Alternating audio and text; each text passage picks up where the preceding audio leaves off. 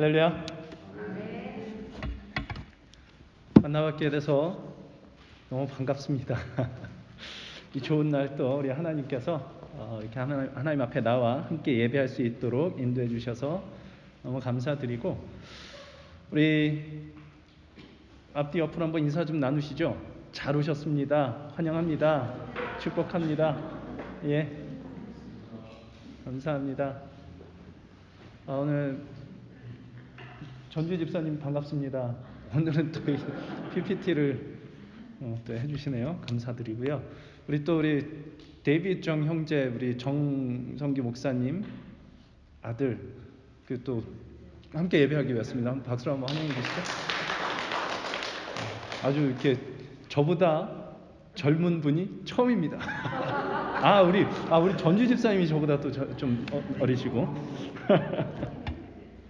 너무 좋습니다. 예. 교회 소식 몇 가지 나누고 우리 또 함께 찬양하면서 우리 주님 앞에 예배하기를 원합니다. 오늘 하나님 앞에 예배하기 위해 나오신 모든 분들을 환영하고 축복하고, 또 우리 하나님께서 주시는 크신 은혜가 우리 예배 가운데 임하기를 바라고요. 예배 후에 성도의 교제 우리 시간 이렇게 진행하고 있는데, 한 달에 한 번씩 이제 좀 이렇게 바꿔가면서 하기로 했지요. 그래서 오늘 이제 다시 한번 이렇게 제비뽑기 해서 3조로 나눠서 합니다. 지금까지 하면서 인도해 주신 분이 그냥 그대로 인도는 해 주시는 게 어떻겠나 이렇게 말씀을 해 주셔서 그게 괜찮겠다 싶더라고요. 그때 이제 시작할 때도 원래 이렇게 인도자 이렇게 뽑으셨다가 다른 분에게 넘기고 이제 그랬던 것 같은데, 지금 보니까 이렇게 지금 인도해 주시는 분들이 인도해 주시면 좋을 것 같아요. 그래서 1조는 정영만 성도님께서 해주시고, 2조는 정성기 목사님께서 인도를 해주시고, 3조는 윤창기 성도님께서 이렇게 인도를 해주시는 걸로 하고, 나머지 분들이 이렇게 재뽑기를 해서 조를 나눠서 우리 또 성도의 교제를 좀 나누면 좋겠습니다. 다시 말씀드리지만 이렇게 친밀한 관계를 누리기 위함입니다. 그러니 여러분 마음속에 애써 주실 게 뭐냐면, 내가 이 모임에서 같이 하는 분들을 좀 더 깊이 알아가고 생각도 알고 생각도 공유하고 좀 친해져야 되겠다, 이 생각을 좀 하시고, 그렇게 해주시면 저희가 또 그리스도의 몸된 교회를 세워가는 데에 좀 큰 힘이 되고 하지 않을까, 하나님께서 이렇게 그 가운데서 일하시지 않을까, 이런 생각을 해봅니다. 그러니 이렇게 적극적으로 참여해 주시고 서로 좀 친해지시고 그런 시간을 가지면 좋겠습니다. 다른 건 특별한 건 없고요. 지난주에 제가 말씀드렸던 거 다시 한번 말씀을 드리는데, 이제 올해 지나면서 좀 이렇게 직분도 좀 세우고 그렇게 해서 교회가 좀 이렇게 하나님께서 정말 기뻐하시는 그런 모습으로 갖춰 가기 위해서 어떻게 해야 될 것인가 좀 고민하면서 이렇게 직분을 세우려고 생각을 하고 있는데, 같이 좀 기도해 주시고 11월 한 달 동안은 아마 좀 이제 그 부분에 대해서 좀 같이 말씀도 나누고 같이 고민하고 기도하고 이제 그렇게 좀 진행을 하게 될 것 같습니다. 여러분 좀 같이 고민해 주시고 같이 기도해 주시고, 그리고 하나님의 그리스도의 몸된 교회를 세워가는데 적극적으로 이렇게 참여하게 되는 그런 일들이 우리 가운데 좀 있으면 좋겠다 싶습니다. 위해서 좀 같이 기도해 주시기를 바라겠습니다. 교회 소식은 여기까지 하고요. 우리 이 시간에 좀 잠시 기도하면서 우리의 마음을 정돈하고 우리 하나님 아버지 앞에 또 예배할 마음을 주님 앞에 드리기를 원합니다. 잠시 기도하실 때 정말 나의 존재가 하나님 앞에서 철저하게 부인되고 오직 하나님의 은혜가 드러나는 예수 그리스도의 십자가 능력이 우리에게 임하는 그런 예배 시간 될 수 있도록 주님 도와주옵소서. 우리 같이 기도해 주시고요. 지난 한 주 동안 살면서 하나님을 기쁘시게 하지 못했던 것들 있다면 이 시간 하나님께서 이 모든 것들을 다 용서하시고 우리가 이제 이 시간만큼은 정말 하나님 앞으로 다시 마음을 돌이키고 우리 하나님께만 집중하며 예배할 수 있도록 하나님께서 주의 영으로 우리의 마음을 붙들어 주옵소서. 그렇게 우리 주님 앞에 기도하며 우리의 마음을 정돈하기를 원합니다. 우리 함께 기도하겠습니다.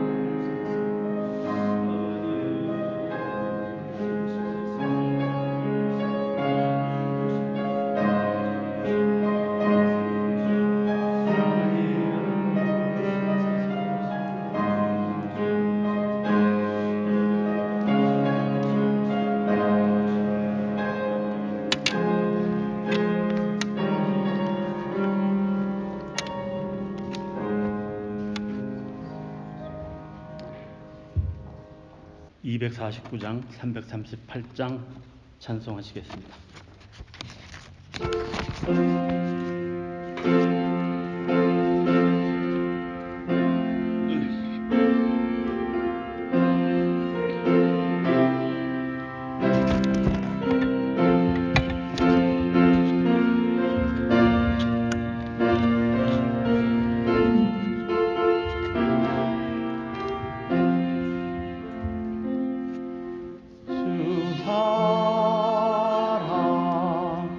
사랑하는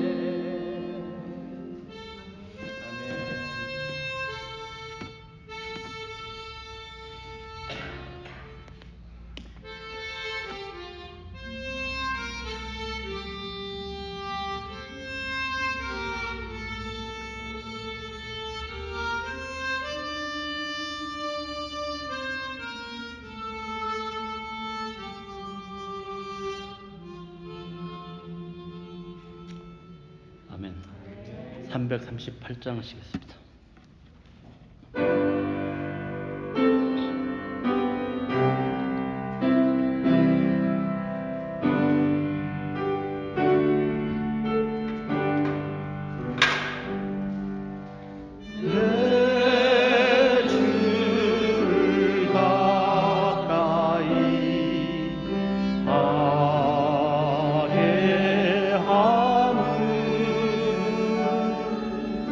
시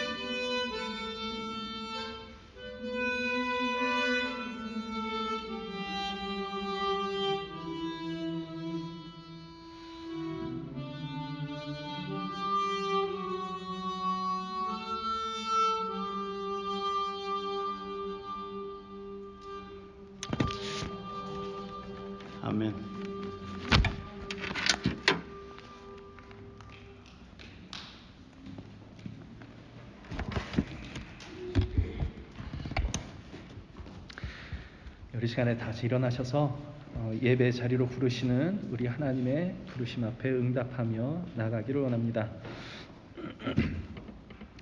여호와의 이름에 합당한 영광을 그에게 돌릴지어다. 제물을 들고 그 앞에 들어갈지어다. 아름답고 거룩한 것으로 여호와께 경배할지어다. 우주 만물의 창조주 되시며 역사와 인생의 주관자 되시는 우리 하나님 앞에 찬양하며 예배할 수 있도록 불러 모아주신 우리 하나님 아버지의 크신 은혜에 감사를 드립니다. 우리 하나님의 이름에 합당한 영광을 이 시간 돌려드리기를 원합니다. 우리의 믿음을 도우사 오직 하나님께만 영광 돌려드리는 예배와 우리의 삶이 될 수 있도록 우리 주님 도와주시옵소서. 감사드리며 예수님의 이름으로 기도합니다. 아멘. 우리 함께 사도신경으로 신앙을 고백하겠습니다. 전능하사 천지를 만드신 하나님 아버지를 내가 믿사오며 그 외아들 우리 주 예수 그리스도를 믿사오니 이는 성령으로 잉태하사 동정녀 마리아에게 나시고 본디오 빌라도에게 고난을 받으사 십자가에 못 박혀 죽으시고 장사한 지 사흘 만에 죽은 자 가운데서 다시 살아나시며 하늘에 오르사 전능하신 하나님 우편에 앉아 계시다가 저리로서 산 자와 죽은 자를 심판하러 오시리라. 성령을 믿사오며 거룩한 공회와 성도가 서로 교통하는 것과 죄를 사하여 주시는 것과 몸이 다시 사는 것과 영원히 사는 것을 믿사옵나이다.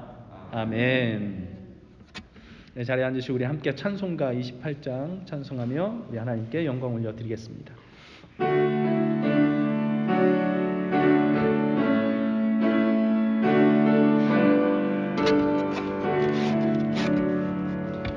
복의 근원 강림하사 찬송하게 하소서. 한량 없이 자비하심 측량할 길 없도다. 천사들의 찬송가를 내게 가르치소서. 구속하신 그 사랑을 항상 찬송합니다. 주의 크신 도움받아 이때까지 왔으니 이와 같이 천국에도 이르기를 바라네. 하나님의 품을 떠나 죄에 빠진 우리를 예수 구원하시려고 보혈 흘려 주셨네. 주의 귀한 은혜 받아 일생 빚진 자 되네. 주의 은혜 사슬 되사 나를 주께 매소서. 우리 마음은 연약하여 범죄하기 쉬우니 하나님이 받으시고 천국인을 지소서.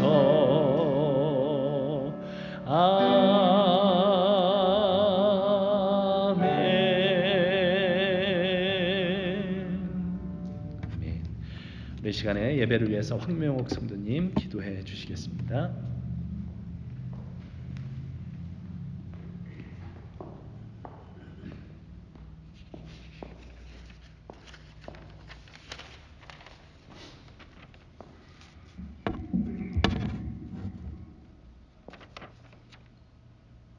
아버지의 은혜 없이는 숨조차도 쉴 수 없는 저희들, 이 예배 자리에 있음도 아버지의 은혜입니다. 그러나 육신이 있기에 이생의 자랑, 욕심 등 그 죄성은 아버지의 은혜를 망각하며 살아갈 때가 많습니다.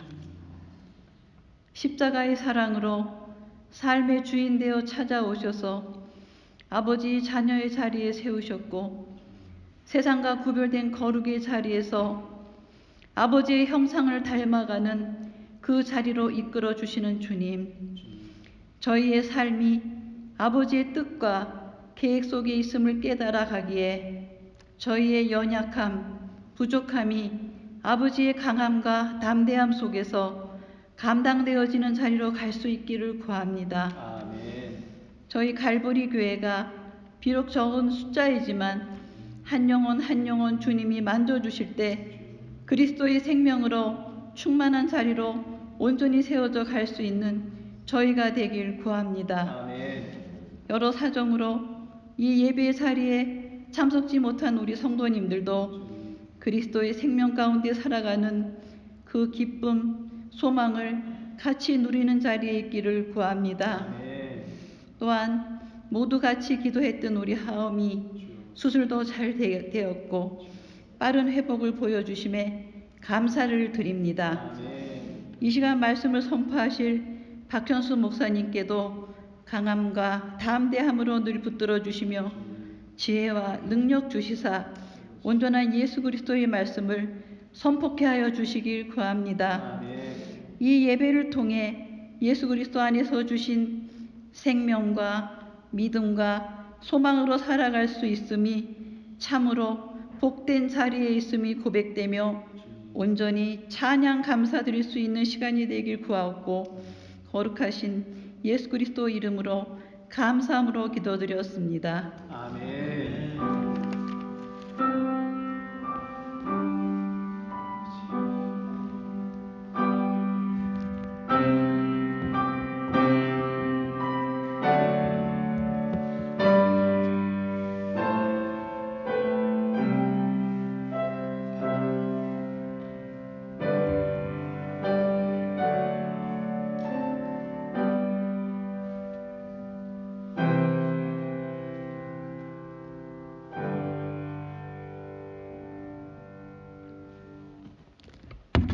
우리 자리에서 일어나셔서 우리 하나님께서 주시는 말씀 함께 봉독하도록 하겠습니다.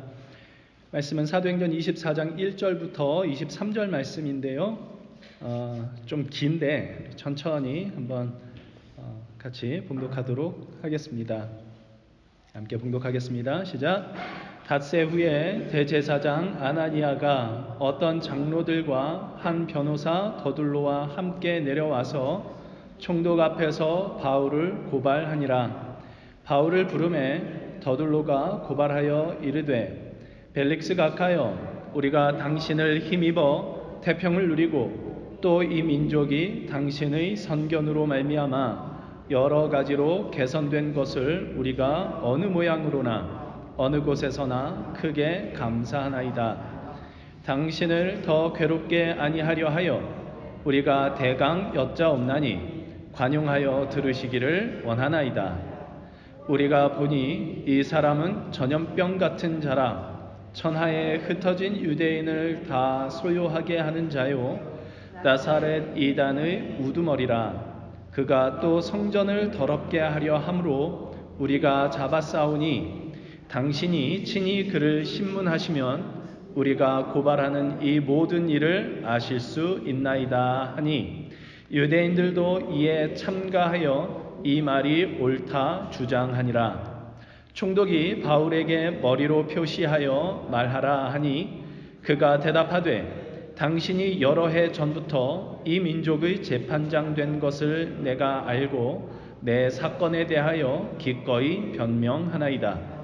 당신이 아실 수 있는 바와 같이 내가 예루살렘에 예배하러 올라간 지 열 이틀밖에 안 되었고 그들은 내가 성전에서 누구와 변론하는 것이나 회당 또는 시중에서 무리를 소동하게 하는 것을 보지 못하였으니 이제 나를 고발하는 모든 일에 대하여 그들이 능히 당신 앞에 내세울 것이 없나이다.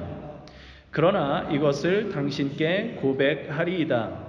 나는 그들이 이단이라 하는 도를 따라 조상의 하나님을 섬기고 율법과 선지자들의 글에 기록된 것을 다 믿으며 그들이 기다리는 바 하나님께 향한 소망을 나도 가졌으니 곧 의인과 악인의 부활이 있으리라 함이니이다.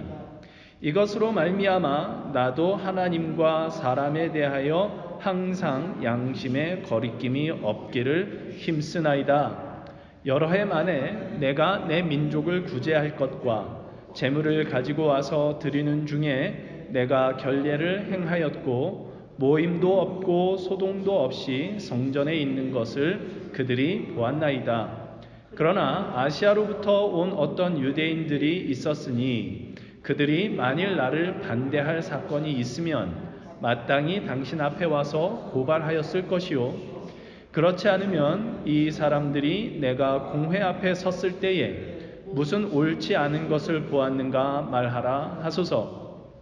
오직 내가 그들 가운데 서서 외치기를 내가 죽은 자의 부활에 대하여 오늘 너희 앞에 신문을 받는다고 한 소리만 있을 따름이니이다 하니 벨릭스가 이 도에 관한 것을 더 자세히 아는 고로 연기하여 이르되 천부장 루시아가 내려오거든 너희 이를 처결하리라 하고 백부장에게 명하여 바울을 지키되 자유를 주고 그의 친구들이 그를 돌보아 주는 것을 금하지 말라 하니라.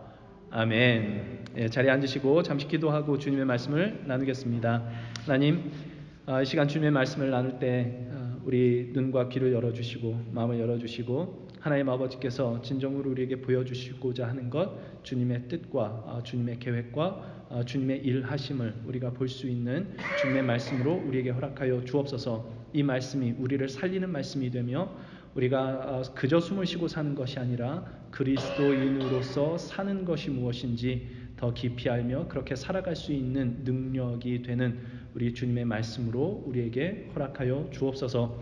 우리 주님 앞에 또한 예물 드린 손길들이 있습니다. 하나님 아버지께서 그 손길들 기억하여 주시고 믿음으로 드리는 이 모든 예물들 우리 주님께서 기뻐 받으시는 것이 되게 하시며 주님께서 사용하시고자 하시는 곳에 올바르게 쓰임받을 수 있는 예물 되게 하여 주셔서 예물이 쓰이는 곳마다 하나님 아버지의 크신 은혜와 사랑이 더욱더 드러나며 하나님의 나라가 확장되어지는 역사 있도록 주님 역사하여 주옵소서. 오직 주님께만 향하여 모든 마음을 드리고자 하는 그 마음으로 드린 모든 손길들 하나님께서 더욱 축복하여 주시되 하늘에 신령한 것과 땅에 기름진 것으로 채워주셔서 오직 하나님만이 우리의 복의 근원이십니다라는 이 고백으로 살아갈 수 있는 저희들 다 될 수 있도록 주님 도와주옵소서. 감사드리며 예수님의 이름으로 기도합니다.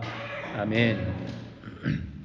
우리 지난주까지 말씀을 나눈 대로 유대인들은 바울을 죽이려고 했지만 바울은 죽지 않습니다. 하나님께서 네가 예루살렘에서 나의 일을 증언한 바와 같이 로마에 가서도 나의 일을 증언해야 될 것이다 라고 말씀하신 것처럼 바울의 조카가 이 바울을 죽이려던 유대인들의 계략을 알게 하시고 그래서 아이고야. 예, 그래서 우리 잠깐만 드실 때까지 물 좀 갖다 드리시고 뭐 마실 게 있으시네요 지금. 하나 갖다 드리세요.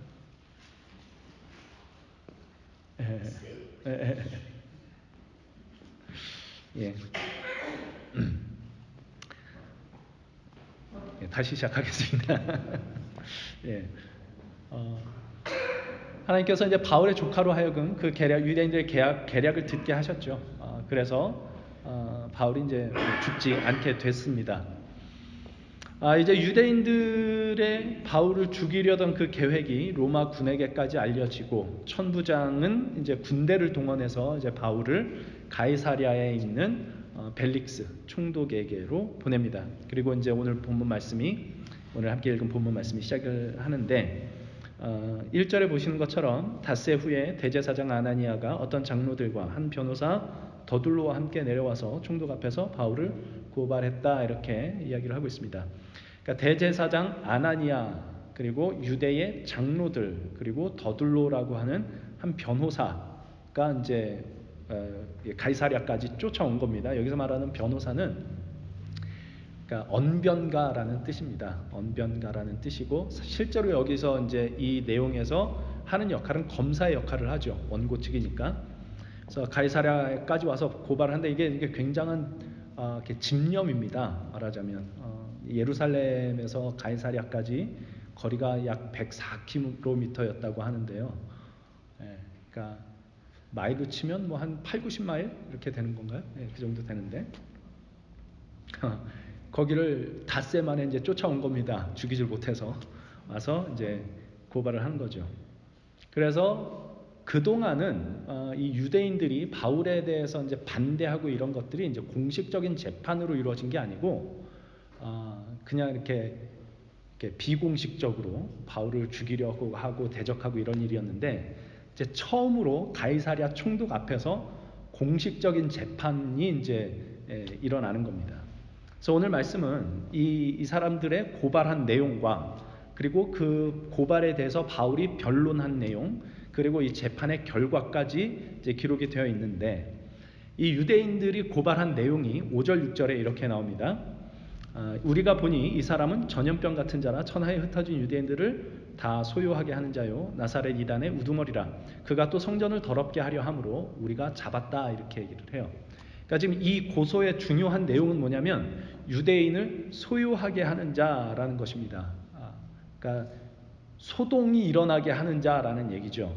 그러니까 이게 고발의 내용이 종교적인 문제가 아니라 사회적이고 정치적인 문제다라는 것을 이제 부각시키는 것입니다.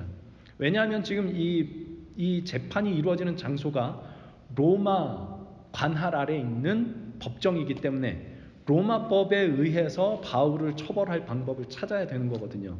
근데 우리가 우리나라의 이제 신천지가 굉장히 골칫덩인데, 그러니까 이 신천지라는 집단이 예수님을 믿지 않고 이만이라는 인간이 메시아라고 한다. 이제 이렇게 하는데 우리는 이게 잘못된 거를 분명히 알지만 이걸 가지고 법정에 가서 이제 고발할 수는 없는 일이지 않습니까? 이건 이제 그 믿음과 신념에 관한 문제이기 때문에 법정에서 해결할 수 있는 문제가 아닙니다. 다만 그것으로 인해서 어떤 사회적 혼란이 야기될 때 이제 이거를 법적으로 이제 조치를 취할 수 있는 일들이 있죠. 그러니까 이제 그러니까 더둘로가 바울을 고발을 할 때 이제 뭐 종교적인 문제 혹은 신념의 문제, 믿음의 문제 이런 것 가지고는 이제 로마법으로 어떻게 할 수가 없는 겁니다. 그러니 바울 때문에 유대인들 사이에서 소요가 일어나고 그래서 사회가 혼란해진다라는 것으로 지금 바울을 고발하고 있는 것이죠. 그런 의미에서 여기 이제 나오는 나사렛 이단의 우두머리라고 하는 것은 나사렛 그럼 우리는 딱 생각나는 게 예수님이죠. 그러니까 나사렛 예수. 그래서 나사렛 이단의 우두머리다라고 얘기를 하는 게 예수를 믿는 자다 이런 얘기가 아니고 나사렛 예수를 믿는 자다 그 예수를 믿는 그 단체의 수장이다 뭐 이런 얘기가 아니라 여기서 말하는 이단이라고 하는 거는 이제 파당이라는 뜻입니다. 그러니까 당파 이런 의미인데 그러니까 나사렛 이단을 지금 더둘로는 어떤 의미로 사용을 하고 있냐 하면 그러니까 말하자면 얘들은 신천지 같은 인간들입니다. 이렇게 얘기를 하는 거예요. 그러니까 믿음이 잘못된다 이런 얘기가 아니라 사회를 혼란케 하는 파당이다 이런 얘기죠. 그런 것으로 지금 그 바울을 고발을 하고 있는 겁니다. 이 사회의 암적인 단체의 우두머리가 지금 이 바울이다 이렇게 얘기를 하고 있는 거고 또 이게 성전을 더럽게 한다는 것도 사실은 성전을 더럽게 하는 것이 죄다라는 의미보다 그건 사실 이제 유대인들에게는 굉장히 큰 문제가 되지만 사실 로마법에서는 그게 심각한 문제가 아닙니다. 유대인들한테나 이게 큰 문제지. 그러니까 이제 아마 이런 일 때문에 유대인들이 이제 소동을 일으키고 이것 때문에 사회가 혼란이 있습니다라는 의미로 이제 이런 고발을 한 것으로 보입니다. 그러니까 지금 이제 고발 내용의 요점이 뭐냐 하면 나사렛 이단의 우두머리로서 이 바울이 소동을 일으키고 사회를 혼란케 하는 자입니다라고 지금 이제 고발을 하고 있는 것이죠. 그러니까 이게 진짜냐 아니냐 뭐 이런 거는 뭐 여기서 뭐 더 얘기는 안 하겠습니다. 오늘 볼 게 그게 아니기 때문에 당연히 이제 거짓말을 하고 있는 거긴 하지만 어쨌든 이 문제에 대해서 이제 바울에게 변론할 기회를 주죠. 그래서 바울이 변론을 하는데 앞에 내용들은 다 이겁니다. 그러니까 이 사람들이 지금 변론하고 있는 것들, 그러니까 이 사람들이 고발하고 있는 이 내용들이 이 사람들이 보지도 않고 그냥 이렇게 지어서 하는 얘기입니다라는 얘기인 거고요. 14절 15절에 보면 이렇게 얘기를 합니다. 그러나 이것을 당신께 고백하리이다. 나는 그들이 이단이라 하는 도를 따라 조상의 하나님을 섬기고 율법과 선지자들의 글에 기록된 것을 다 믿으며 그들이 기다리는 바 하나님께 향한 소망도 가졌으니 곧 의인과 악인의 부활이 있으리라 하민이다 라고 이야기를 합니다. 그러니까 지금 더둘로는 나사렛 이단이라는 이 말을 사회적이고 정치적인 문제로 이제 끄집어내서 바울을 고발하고 있는데, 바울은 이 사람이 말하는 그 나사렛 이단, 이들이 이단이라고 말하는 그게 뭐냐 하면 이겁니다라고 얘기를 함으로써 이거는 지금 사회적인 문제가 아니고 종교적인 문제입니다라고 얘기를 하고 있는 거죠. 그들이 이단이라고 말한 그 믿음의 도라는 것은 이겁니다. 제가 믿는 바는 이겁니다. 하나님을 섬기고 율법과 선지자의 글, 곧 하나님의 말씀을 내가 믿고 하나님께 대한 소망을 내가 갖는 겁니다. 그 소망이란 의인과 악인의 부활이 있을 것이다 라는 이 소망을 내가 믿고 있다라는 것이 이 사람들이 이단이라고 말하는 이 말의 의미입니다. 이건 결코 사회적이거나 정치적인 문제가 아니라 철저하게 종교적이고 신념적이고 믿음에 관한 문제로서 로마의 법에 저촉되는 것이 아닙니다라는 것을 이제 변론을 하고 있는 것이죠. 바울은 이것을 그러니까 이제 말하자면 공식 재판에서 자기를 변론하기 위한 논리로 이제 말을 하고 있는 것이죠. 그렇기도 하고 실제로 바울이 믿고 있는 바이기도 하고 그렇죠. 그가 가진 믿음과 신앙을 지금 얘기를 하고 있는 겁니다. 그러니까 지금 논리가 어떻게 되는 거냐면 이 사람들은 내가 사회적으로 무리를 일으키고 있다라고 고발을 하고 있지만 내가 말하거나 행한 것은 전부 다 이게 믿음과 신앙과 종교에 관한 것이지 사회적인 거 아닙니다라는 이 논리로 가고 있는 겁니다. 그러면 내가 하는 일이 다 종교적인 일이면 그 믿음에 관한 것이면 아무래도 좋냐 하면 그렇지 않죠. 16절에 이렇게 나옵니다. 그래서 이것으로 말미암아 나도 하나님과 사람에 대하여 항상 양심에 거리낌이 없기를 힘쓰나이다. 이렇게 되어 있죠. 그러니까 바울은 내가 말하고 행하는 것이 종교적인 것이기 때문에 난 잘못한 게 없다 이렇게 얘기를 하는 게 아니고, 그렇죠?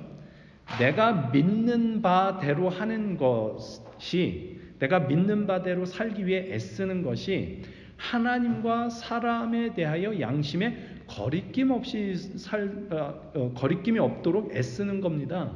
어디를 가든 내가 가진 믿음과 신념 때문에 누가 해를 당하거나 사회를 혼란하게 하는 일은 없는 겁니다 라고 그가 가진 믿음의 정당성을 이야기를 하고 있는 것이죠.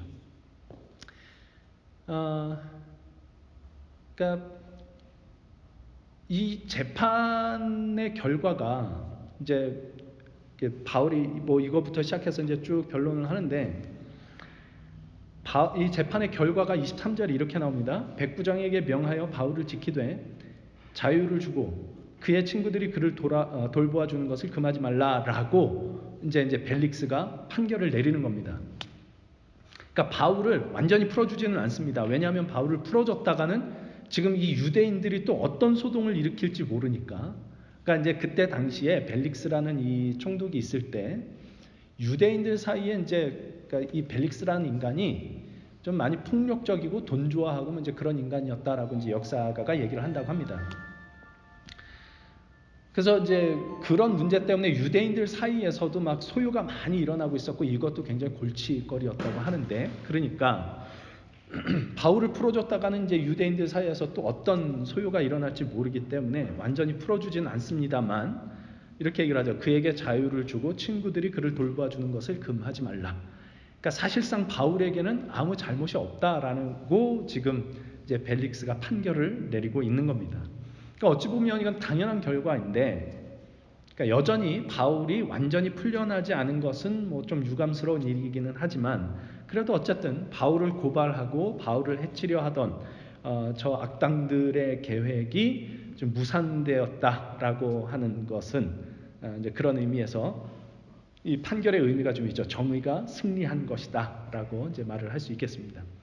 근데 사실은 이게 이제 겉으로 볼 때 이 재판의 모습을 겉으로 볼 때는 이 재판이 바울이 승리하기는 사실은 굉장히 어려운 상황이었습니다. 왜냐하면 대제사장, 그러니까 이제 대제사장이라고 하는 이 직분이 유대인들 지도층에서도 뭐 거의 최고 신정국가였기 때문에 최고위층의 이제 권력을 가진 자였고, 그러니까 최고의 권력자가 오늘식으로 말하자면 대형 로펌의 가장 실력 있는 법률 대리인을 고용하듯 이 더둘로라고 하는 이 언변가를 이제 고용을 하고 거기다가 이제 장로들과 많은 유대인들이 같이 와서 이제 아까 본문 말씀에서 읽었지만 더둘로가 말을 끝냈을 때 9절에서 이제 그렇게 얘기를 하죠. 유대인들이 이게 옳다 이제 또 소리를 질러서 이제 여론전까지 펼치는, 그러니까 굉장히 큰 규모의 고소인단이 와서 지금 이제 바울을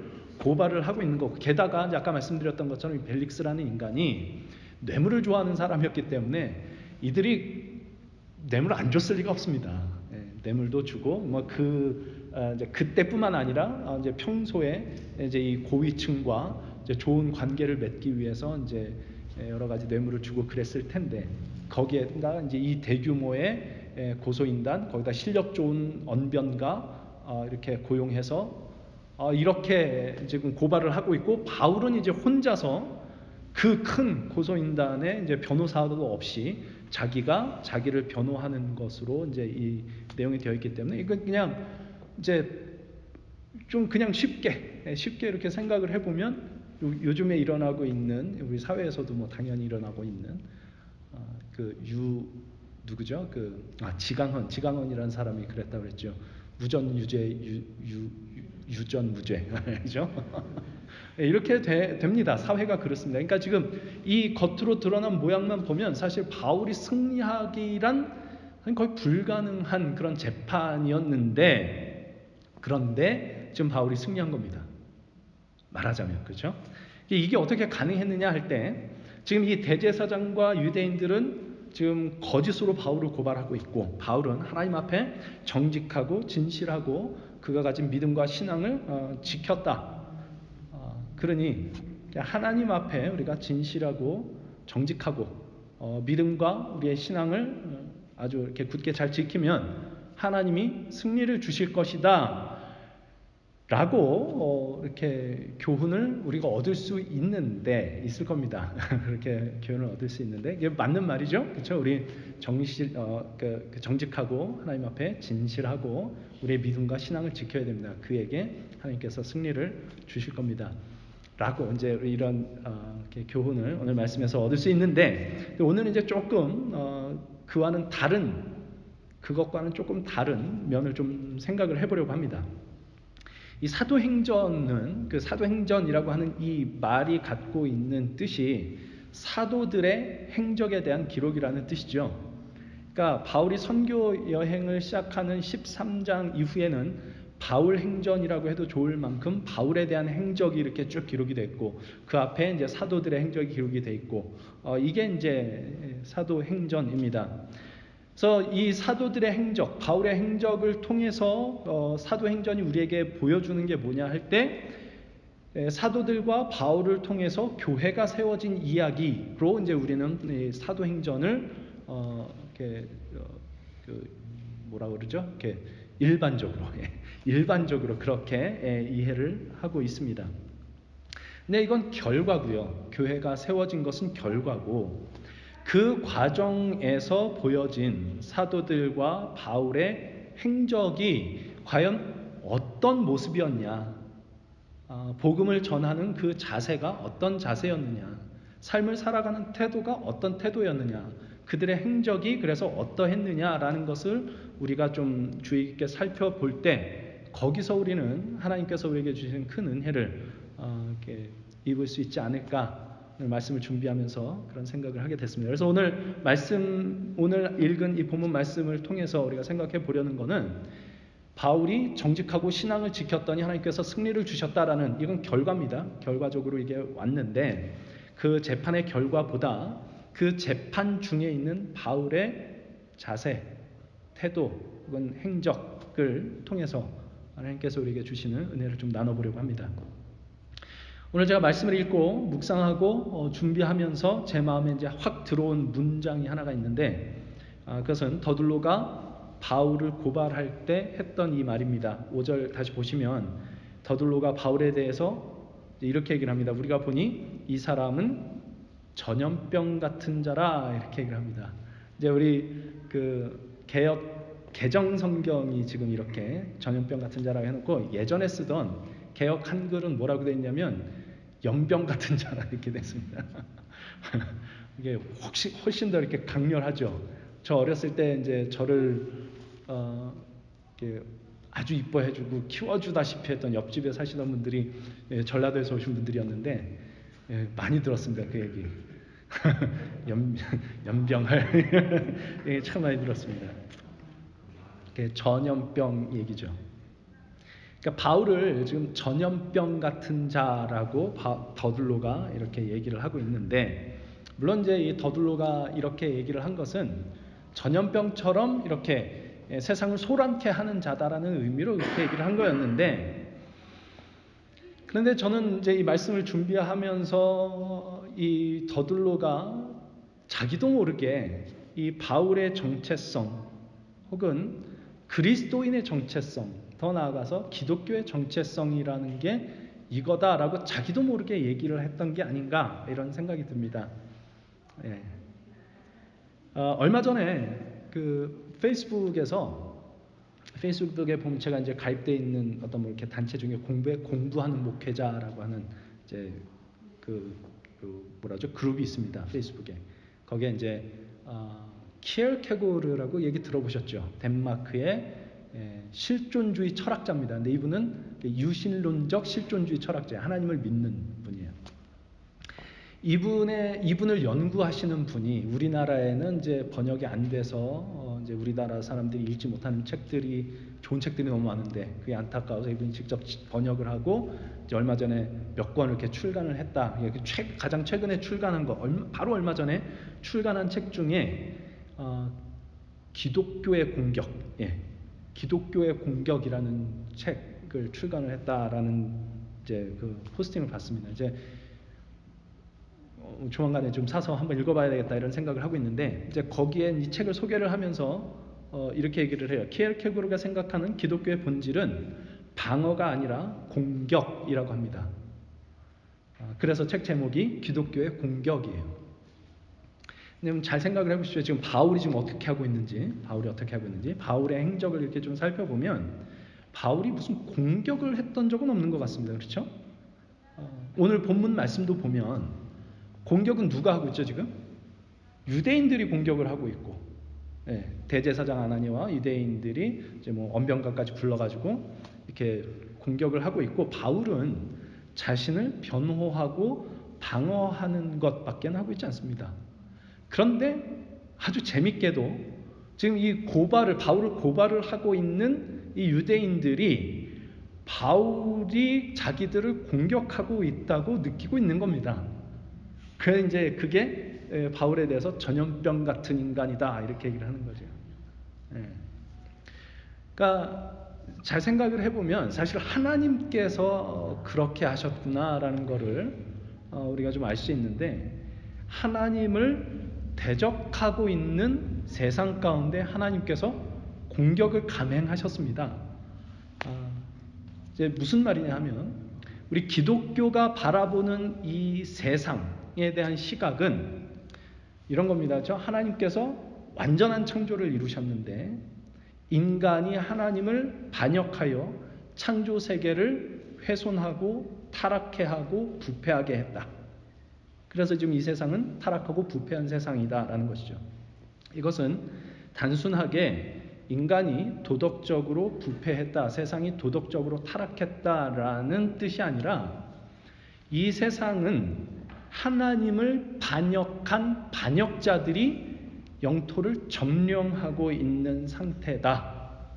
라는 뜻이고, 하나님은 이 반역자들, 하나님을 반역한 이 반역자들이 점령하여 타락하고 부패한 이 세상을 그냥 놔두지 않으시고 이 악한 세력에 대한 공격을 감행하시기 위하여 이 땅에 진정한 왕, 진정한 주인을 보내셨다.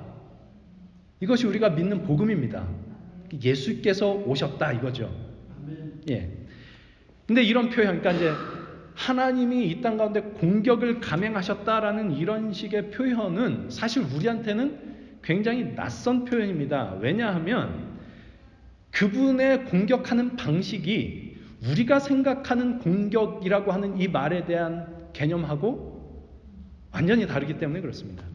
마태복음 12장을 보시면 예수께서 병자들을 고치시고는 자기를, 예수님을 나타내지 말라라고 이제 말씀을 하시면서 왜 그러시느냐라고 그 이유를 마태복음 12장 17절에서 21절에 이렇게 얘기를 합니다. 이는 선지자 이사야를 통하여 말씀하신 바, 보라 내가 택한 자, 택한 종, 곧 그 내 마음에 기뻐하는 바 내가 사랑하는 자로다. 내가 내 영을 그에게 줄 터이니 그가 심판을 이방에 알게 하리라. 그는 다투지도 아니하며 들레지도 아니하리니 아무도 길에서 그 소리를 듣지 못하리라. 상한 갈대를 꺾지 아니하며 꺼져가는 심지를 끄지 아니하기를 심판하여 이길 때까지 하리니 또한 이방들이 그의 이름을 바라리라 함을 이루려 하심이니라. 이렇게 얘기해요. 그러니까 선지자 이사야를 통해 하신 말씀을 이루기 위해서 지금 예수께서 이 땅에 오셨고, 지금 예수님이 하신 말씀입니다. 예수님이 그 선지자 이사야가 하신 이렇게 말이 꼬입니까?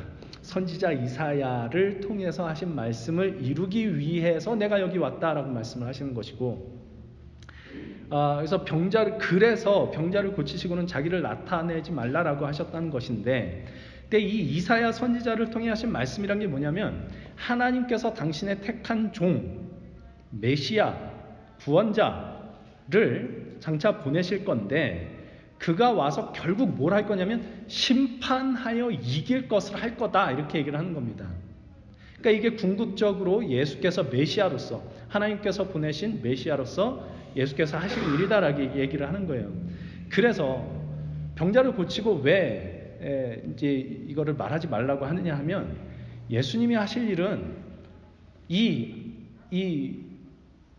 완전한 승리를 이루실 것인데, 이거를 단지 병 하나 고치는 걸로 축소해서 사람이 오해하지 못하도록 하기 위하여 병자를 고치시는 것은 그 완전한 승리 아주 일부분에 불과한데, 근데 이게 마치 예수께서 하시려는 전부인 것처럼 오해하지 못하게 하시기 위하여 이제 이 병자 고치시고선 자기를 나타내지 말라 이렇게 말씀을 하신단 말이죠. 그래서 결국엔 뭘 하시냐면 심판하여 이기실 것을 하실 것인데, 그런데 심판하여 이기시기까지 예수께서 하시는 일이 뭐냐면 다투지도 아니하고 들레지도 아니한다, 이렇게 얘기를 해요. 다투지 않고 들레지 않는, 들랜다는 것은 소리를 지른다라는 뜻입니다. 그가 오셔서, 예수께서 오셔서 다투지도 않고 소리도 지르지 않습니다. 상한 갈대를 꺾지도 않고 꺼져가는 심지를 끄지도 않습니다. 이것을 심판하여 이길 때까지 하신다, 이렇게 말씀을 하세요. 그러니까 우리가 일반적으로 생각을 할 때 공격해서 승리를 하기 위해서는 일단 기세를 올려야죠. 그래서 소리도 지르고 함성도 지르고 싸우고 꺾고 밟고 그렇게 해야 되는데, 예수님은 그렇게 해서 이기시는 게 아니다라는 겁니다. 다투지도 아니하시고 소리도 지르지 않으십니다. 상한 갈대도 꺾지 않으시고 꺼져가는 심지도 끄지 않으십니다. 그래서 어떻게 하셨느냐? 싸우질 않아요. 다투질 않아요. 소리 지르질 않아요. 그래서 어떻게 하셨죠? 조용히 끌려가시죠. 도수장에 끌려가는 어린 양과 같이, 털 깎는 자 앞에 잠잠한 양같이 조용히 십자가에 달려 죽으십니다. 그리고 그것이 예수님의 승리라고 얘기를 하는 겁니다. 이게 어떤 승리일까요? 하나님의 일이 성취되는 승리죠. 세상은 끝까지 하나님의 일이 성취되는 것을 방해하지만 하나님의 일이 그리스도 예수의 십자가에서 성취됩니다. 모든 죄인들을 위하여 죽으시고 그 모든 죄의 짐을 짊어지고 죽으심으로 구원하시고자 하셨던 하나님의 그 뜻이 성취된 승리였습니다. 세상은 악한 것에는 똑같이 악으로 갚아야 된다라고 주장을 하는데 그 세상의 주장에 무릎 꿇지 않은 승리, 그것이 예수님의 십자가죠. 다투고 소리 지르고 싸우고 밟고 꺾어야 승리하는 것이라고 말하는 세상 가운데서 그 주장에 무릎 꿇지 않고 이기신 승리, 이것이 그리스도의 십자가의 승리였습니다. 제가 대학생 때 저를 가르치신 은사님이 쓰신 책 중에 내 마음을 만지다라는 책이 있어요. 이분 이제 신학과는 아니었고 그때 이제 영어학과 교수님이셨는데 그분이 쓰신 책에 이제 이런 얘기를 합니다. 악의 승리는 상대의 파멸이 아니라 상대를 또 다른 악으로 만드는 것이다. 확 마음에 와닿으시죠? 악의 승리는 그 사람을 완전히 짓뭉개는 걸로 끝이 아니고 진짜 승리는 이를 진짜 또 다른 악으로 만드는 것이 악의 승리라고 하는 거죠. 그러니까 악을 악으로 갚는 순간 악에게 잡아먹힌 겁니다. 예. 그러니까 예수님께서 끊임없이 시험을 당하셨던 것이 그거죠. 처음에 공생애를 시작하실 때 성령님에 이끌려서 광야로 나가서 사탄에게 시험을 받을 때 사탄이 시험했던 내용이 다 네가 하나님의 아들이거든 돌을 떡으로 만들어 봐라. 네가 하나님의 아들이거든 저 높은 데서 뛰어내려 봐라.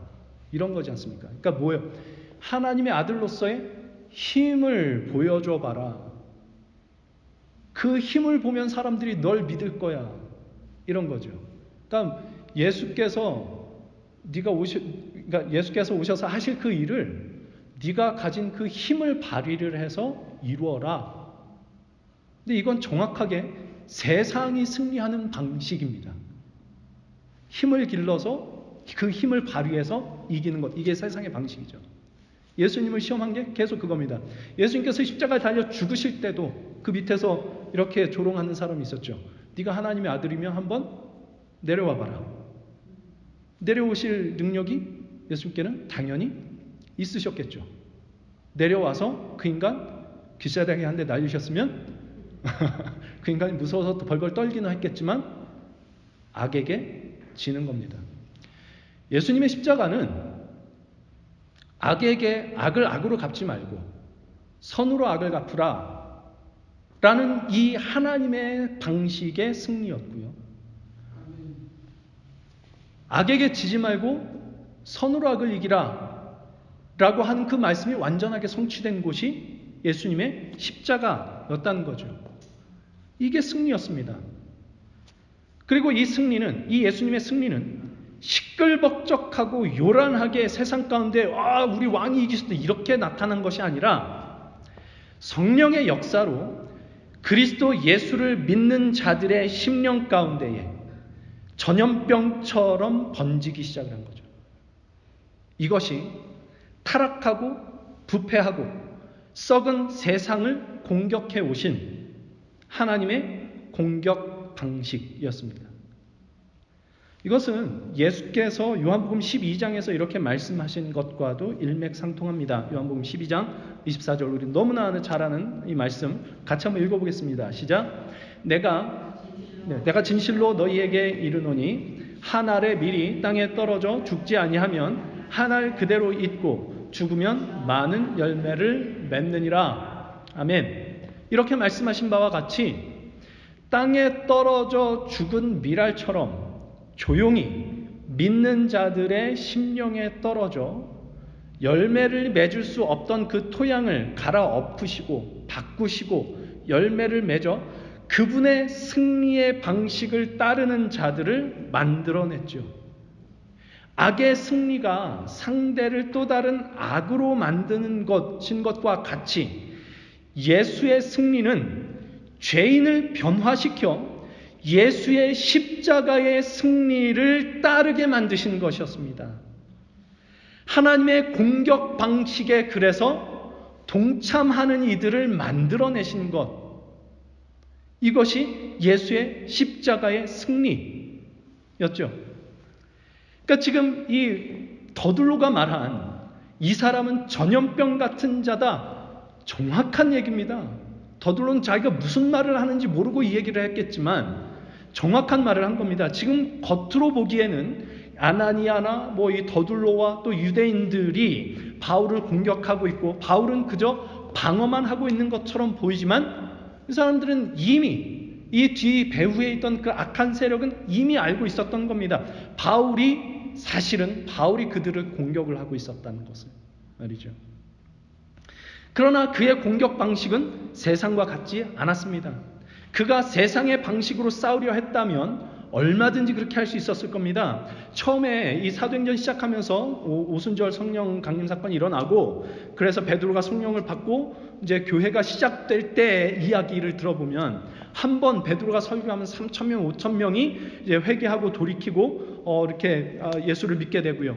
날마다 이 모인 사람들이 떡을 떼며 모이기를 힘쓰고 있는 이 사람들을 통해서 세상이 그들을 칭찬하고 이 사람들을 통해서 하나님이 날마다 구원받는 사람을 더하게 하셨다라고 하는데, 바울이 복음을 전할 땐 이런 일이 없었겠습니까? 우리 지난주에 말씀 나눴던 대로 전도에 미련한 것으로 믿는 자들을 구원하시기를 기뻐하시는 하나님이십니다. 바울은 그 미련한 일을 하고 있었고요. 그렇죠?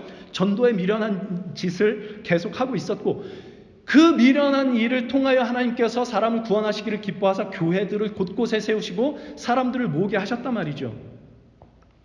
그러면 이게 그 소아시아 지역에 교회가 이렇게 여럿이 생기고 거기에 믿는 사람들이 모이기 시작하고 이렇게 되면 세상적으로 교회가 힘을 가질 법합니다. 그렇죠? 그러나 바울은 세상에서 그것을 힘으로 사용한 적이 한 번도 없습니다. 교회가 핍박을 받고 있다. 교회여, 그리스도인들이여, 일어나라. 우리 나가 싸우자.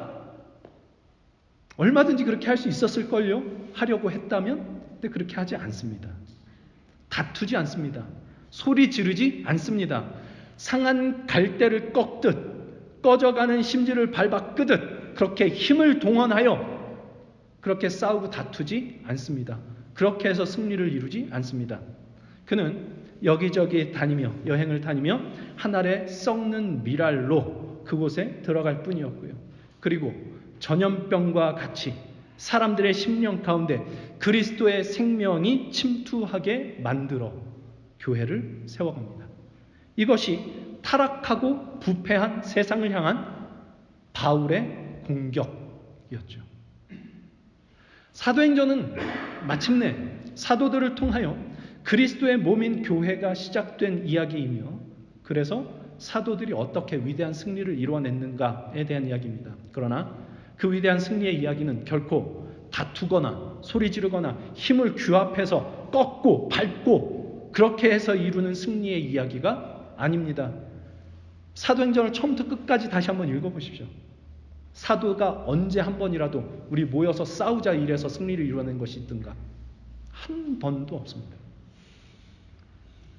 그렇게 하는 것이 승리라고, 힘을 모으고 싸워서 남을 밟고 꺾고 이기는 것이 승리라고 말하는 그 세상 가운데 그리스도의 십자가로 드러내신 하나님의 위대하신 사랑과 은혜의 승리를 전하고 그리스도 예수께서 걸으신 길을 따라 자기를 부인하고 자기 십자가를 지는 것이 진정한 승리다라는 것을 몸소 보여준 것, 이것이 사도들의 그리고 바울의 위대한 승리의 이야기이지요.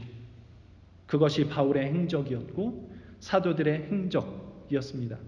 이것이 사도행전에서 우리가 배우는 그리스도의 도입니다. 그 그리스도의 십자가로부터 사도들에게로, 바울에게로, 그리고 사도들을 통해 예수님을 믿게 된 자들에게로 전염병처럼 그 승리의 이야기가 퍼지고 전달돼서 오늘 우리에게까지 임하게 되었습니다. 그렇다면 오늘 우리가 사도들의 터 위에 세워진 교회라면 어떻게 살아야 할 것인가 하는 것은 자명합니다. 우리는 결국은 승리할 것입니다. 그러나 다투지 않습니다. 소리 지르지 않습니다. 힘을 규합해서 꺾고 밟고 싸워서 승리를 이뤄내지 않습니다. 코로나 바이러스가 퍼지면서 교회가 부당한 일을 당한다고, 교회가 핍박을 당하고 있다고 이에 대해서 항의하고 정부에 대해서 항의하고 시위하고 하는 그런 뉴스를 참 많이 봤고 지금도 유튜브를 보면 그런 영상들 참 많이 있습니다. 한국에서 상황이 좀 더 많이 그런 것 같습니다. 그리고 사정을 들어보면 실제로 교회가 조금 더 부당한 대우를 받고 있는 것 같기도 합니다. 그러나 그렇다고 해서 힘을 규합해 정부에 대항하는 것은 그리스도께서 하신 일이 아니었습니다. 사도들도 그렇게 하지 않았고 바울도 그렇게 하지 않았습니다. 그러니 교회가 할 일도 아닙니다. 교회가 할 일은 오늘 바울이 말한 이것입니다. 나는 하나님께 대한 소망이 있습니다. 의인과 악인이 부활할 것이라는 그 소망이 있습니다. 그래서 나는 하나님과 사람 앞에 항상 양심의 거리낌이 없기를 힘쓰고 있을 뿐입니다. 이것을 하는 거죠. 성경은 예수님을 믿으면 너희가 세상에서 평탄해질 것이라고 말씀을 하지 않고 너희가 세상에서 환난을 당할 것이라 그렇게 말씀을 하고요. 하나님 나라에 들어가려면 박해를 겸하여 받을 것이라 이렇게 말씀을 하고 있고 핍박하는 자를 위해서 기도해라 라고 말씀을 하고 있고 시험을 당하거든 기쁘게 여기라 이렇게 말씀을 하고 있는데 어째서 교회가 조금만 부당한 대우를 받는다고 생각이 들면 그렇게 눈에 쌍심지를 켜고 달려드는 것일까요? 복음을 알고 있는 것일까요? 싸울 것이 아니라 자기 십자가를 져야죠. 부당한 대우를 받을 때 그 부당한 대우를 받는 겁니다. 얼마든지 자기 변호할 수 있습니다. 바울이 그랬던 것처럼. 그러나 싸우지 않습니다. 다투지 않습니다. 밟고 꺾고 하는 일 하지 않습니다. 힘 규합하지 않습니다. 십자가를 지는 거죠. 그것은 단지 수동적으로 세상의 박해를 견디는 일을 해라 이런 게 아닙니다. 억울하지만 내가 예수님을 믿으니까 견디겠다 이런 게 아닙니다. 이것은 사실 훨씬 더 적극적으로 세상을 향한 그리스도인의 교회의 공격입니다. 싸우자고 덤비는 세상에 말려들지 않고 그리스도의 십자가로 드러내시는 하나님의 사랑과 은혜가 전염병처럼 퍼지게 하는 공격입니다. 이것이 우리 그리스도인의 공격입니다. 사실 우리의 원수 마귀는 이런 것을 제일 두려워할 것 같습니다. 그럼 우리가 코로나 바이러스를 두려워하는 이유가 뭔가요? 그러니까 이게 백신 2번 다 맞았으면 마스크 좀 벗어도 된다는데 여전히 우리는 마스크를 쓰고 이렇게 두려워하고 있는 이유가 뭔가요? 코로나 바이러스가 가진 전염성 때문이죠. 보이지도 않는 게 언제 어떻게 우리 속에 공격을 감행해 올지 모른다. 이게 두려움의 이유이지 않습니까? 교회가 실제로 그리스도를 따를 때, 그리스도를 따라 십자가에 못 박힐 때, 그리스도와 같이 한 알의 밀알로 땅에 떨어져 죽을 때, 그때 그리스도의 복음은 전염병처럼 퍼져나갔습니다. 이걸 두려워하는 거죠. 원수들은. 교회가 그 모진 박해를 받아서 카타콤이라고 하는 그 지하 교회에서 모일 때 그때 복음이 가장 강력했다. 그러지 않습니까? 그러다가 로마의 황제 콘스탄티누스가 기독교를 공인하고 국교로까지 인정을 하자 교회가 힘과 권력을 갖게 되고, 그러자 복음은 오히려 힘을 잃게 되고 진실로 그리스도를 따르는 참된 그리스도인은 점점 만나보기 어렵게 되었다. 이것이 기독교의 역사가 우리에게 알려주는 것이지 않습니까? 기독교의 실패, 우리 그리스도인의 실패는 힘이 없으면 실패하는 것이 아닙니다. 사람이 적어지면 실패하는 것이 아닙니다. 기독교의 실패는 하나님께 대한 소망, 의인과 악인이 부활할 날이 있을 것이라는 그 날에 대한 소망, 그리스도의 십자가가 승리라는 그 믿음을 잃을 때, 그때 기독교는, 그리고 우리 그리스도인은 실패하기 시작하는 것입니다. 그러니 오늘 우리는 어떤 모습인가? 진지하게 살펴봐야 할 것입니다. 키에르케고르의 말처럼 기독교의 본질은 공격입니다. 하나님이 타락하고 부패한 세상에 공격을 감행해 오셨기 때문입니다.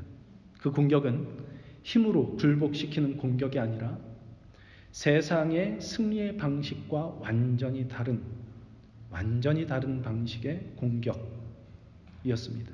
그것이 그리스도의 십자가였습니다. 그 십자가의 도가 전염병처럼 퍼져서 오늘 우리에게 왔습니다. 그러니 더둘로가 바울을 향해서 저 인간은 전염병 같은 자다라고 말한 것과 같이 오늘 우리도 전염병 같은 그리스도인이 되었으면 좋겠습니다. 이게 비장한 어떤 각오를 가지고 그럴 필요는 없습니다. 큰 일을 하고 이런 게 아니고, 우리가 있는 그 자리, 우리가 속한 가정, 일터에서, 또 우리 교회 공동체 안에서 어느 곳에서든 우리가 있는 그 작은 영역에서 그리스도의 십자가의 승리를 따르는 자로 살아가는 것입니다. 비꼬는 말을 할 때 비꼬는 말로 대꾸하지 않는 것.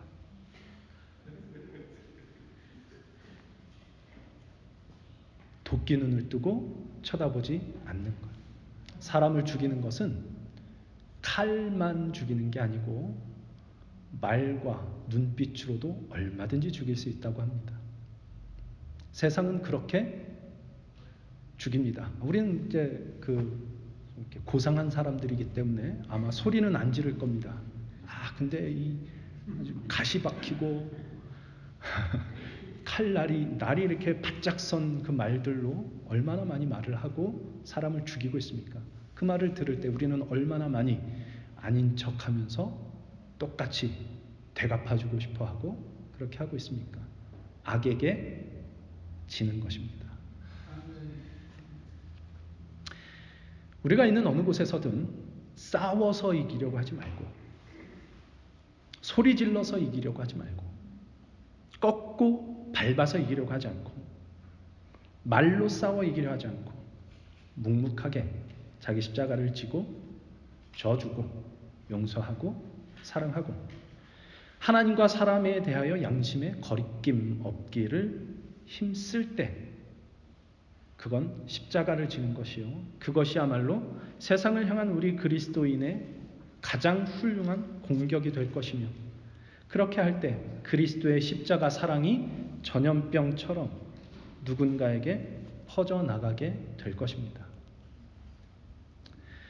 그러니 우리 전염병 같은 그리스도인이 되기로 하면 좋겠습니다. 이렇게 말하면 좀 이상하니까 말을 이렇게 바꿔서 마무리를 하겠습니다. 우리 그리스도의 십자가 사랑을 전염시키는 그런 그리스도인들이 되기로 하면 좋겠습니다. 우리 함께 좀 기도하고 이렇게 기도하면서 주님 앞으로 나아가기로 원합니다. 잠시 기도할 때 이렇게 기도했으면 좋겠습니다. 우리가 기독교 신앙생활을 하면서 승리라는 이야기들도 참 많이 듣는데, 승리라고 하는 이 말에 대한 오해가 없게 하여 주옵소서. 우리는 세상에 너무 많이 물들어 있어서 이 승리라는 것을 너무 세상적으로 생각을 하고 있는 것 같은데, 세상이 말하는 승리와는 전혀 다른 승리가 하나님의 승리이며 그리스도의 십자가 위에서 그 승리가 이루어졌다는 것, 전염병과 같이 나에게도 임했다는 것 기억하게 하시고, 나도 그 승리를 전염시킬 수 있는 주님의 백성, 그리스도인이 될 수 있도록 주님 도와주십시오 라고 우리 주님 앞에 잠시 기도하기를 원합니다. 함께 기도하겠습니다. 거룩하신 하나님 아버지, 감사합니다. 아버지께서 귀하신 주님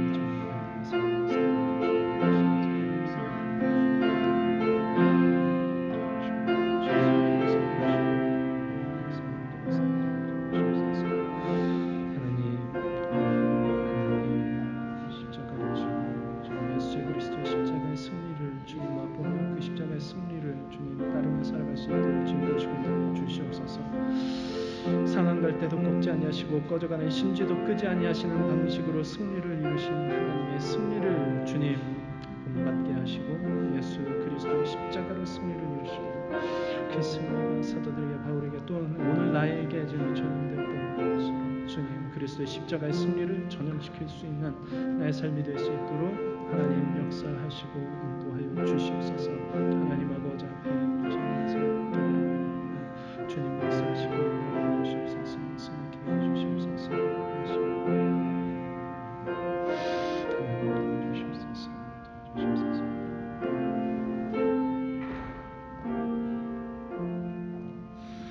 하나님, 바울의 행적에서 또 사도들의 행적에서 하나님의 일하심을 우리가 봅니다. 다투지도 아니하시며 들레지도 아니하시고 상한 갈대도 꺾지 아니하시고 꺼져가는 심지도 끄지 아니하시는 세상이 이해할 수 없는 방식으로 승리를 이루신 하나님의 일하심을 우리가 봅니다.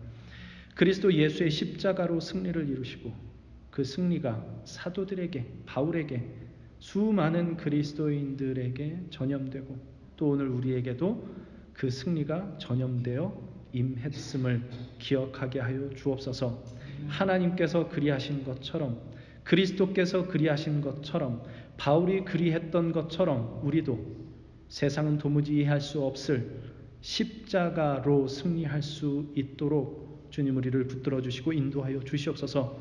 오늘 우리에게 주어진 삶 가운데 만나는 모든 관계 속에서 그리스도의 복음을 전염시킬 수 있는 저희들 될 수 있도록 주님 도와주시옵소서. 감사드리며 예수님의 이름으로 기도합니다.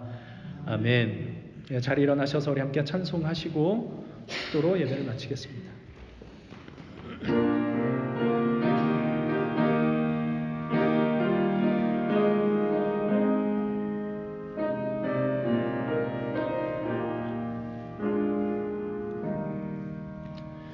우리가 지금은 나그네 되어도 화려한 천국에 머자 나가리니 이 세상 있을 때 주 예수 위하여 끝까지 힘써 일하세.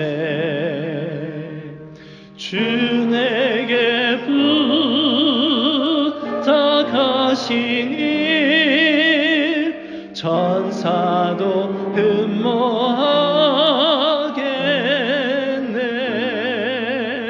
화목해 하라신 그 주의 말씀을 온 세상 널리 전하세. 주 예수 말씀이 온 세상 만민들 흉악한 죄에서 떠나라 하시니 이 말씀 듣고서 새 생명 얻으라.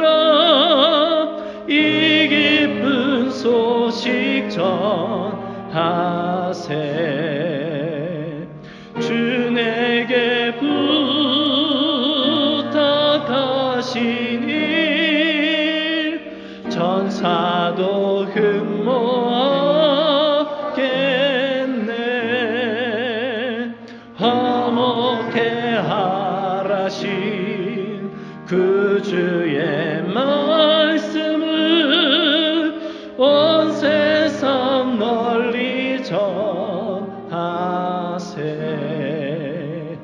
영생의 복락과 천국에 갈 길을 만 백성 알도록 나가서 전하세. 주 예수 말씀이 이 복음 전하라 우리에게 부탁하셨네. 주 내게 부탁하신 일 천사도 흠모하겠네. 화목해 하라신 그 주의 말씀을 온 세상 널리 전하세.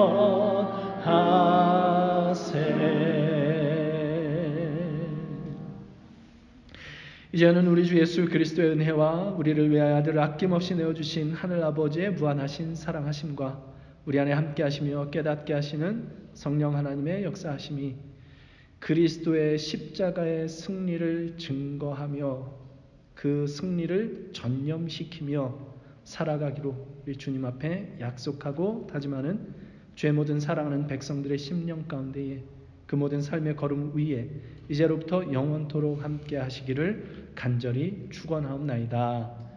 아멘.